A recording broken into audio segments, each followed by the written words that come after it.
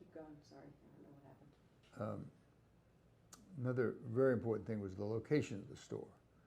Now, that was fortunate. It turned out to be fortunate.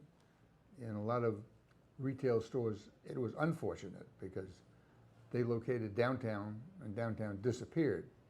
And they had invested downtown, reluctant to move, but our downtown has maintained itself. We were a little bit the opposite. We saw growth in the suburbs, and we did expand to the suburbs, but the suburbs is what got weaker in certain cases. And the downtown continued to be strong. So that was the fortunate thing, what I sometimes call the lucky part, because any other city, it would have been a negative as opposed to a positive. Mm-hmm. I think there was a lot of factors in the success of the store. I mean, one thing was when they opened the new store that they now owned, which was December 8th, 1941, the day after Pearl Harbor, when all the boys were going to the Army, and they had a men's store. They came up with a great idea to bring kids that got out of the Army. You wanted a white-collar job, which means like in a bank and you need a white shirt. And they got with Arrow, who they were a big supplier for them. And you couldn't get white shirts during the war because it was for bandages, but Arrow did them a favor and made them a big supply of white shirts. And so they wrote young men who were getting out the Army, and people were getting out at that time because they had been serving earlier, and they offered them a white shirt charged to their account when they came in and got it. So they knew a lot of people who became very successful in life in New Orleans. These were young people that were friends, and they had belonged to civic organizations, and these were these guys' kids and things like that. So, you know, that's the kind of idea that it did it. And then when we got into the business, Morris had started the Madison shop, which was, again, a lot of young kids came in from Tulane and things like that. People who became successful. We had a great man who was a controller, and he opened some charge accounts, and it's funny, you still see people today. They didn't have any money, but he would give them $150. I mean, and some of these people are so rich, it'd blow your mind. And they say, you know, I remember that. I was somewhere the other day, and the guy said, you don't know it. I want to introduce myself. He says, this is a young man, and he says, they opened an account for me. It was the first account I ever had in my life, you know, but they taught me how to do it. And so, you know, and you go across that. I mean, then, you know, like I said, we had All American Jeans, which served a great big part of the population. We had up at one point 11 different stores moving back and forth.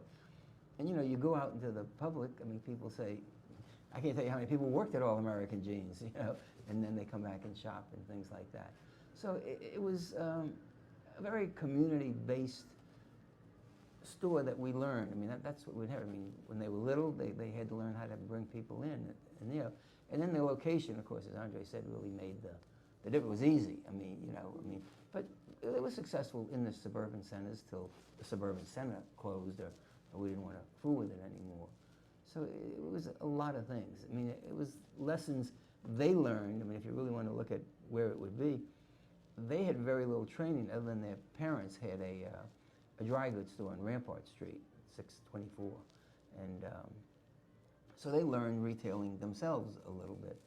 And then when they came in here, they were really good learners. And they made a lot of friends in the business. Morris did the buying, and people liked them. They liked the store. I mean, they were successful. They paid their bills. I remember right after the war, it was before the war, I'm sorry, they didn't have clothing, and one of the guys in Baltimore, who was a big guy, said, Morris, you're all the good merchants. You need to have suits. And he says, I'll send you down suits on consignment, but you'll do good with them. And that's how they got into the clothing business, was just friends they made in the industry. I mean, they had really, really great friends in the industry who looked after them and you know, helped them along and taught them the business. Actually, and they taught it to us. If you notice downstairs, we have a sign that says Rubenstein's Haberdashery. And that's where we were. It opened up as a haberdashery, meaning it didn't have suits.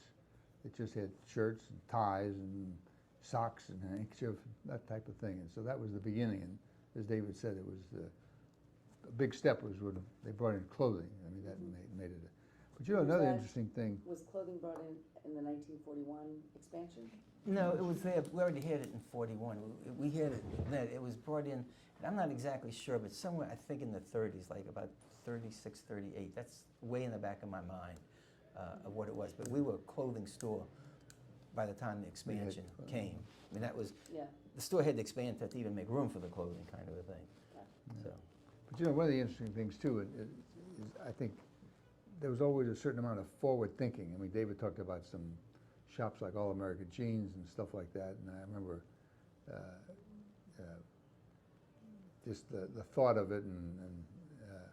But one of the things is that we hired actually the first Afro-American salesman in the city. You know, and that was the kind of thing that we did, and that was important. And that we've always kind of dealt with every customer the same. We want them to enjoy his experience, and we want them to come back. So no matter what, Yeah. we're here to serve.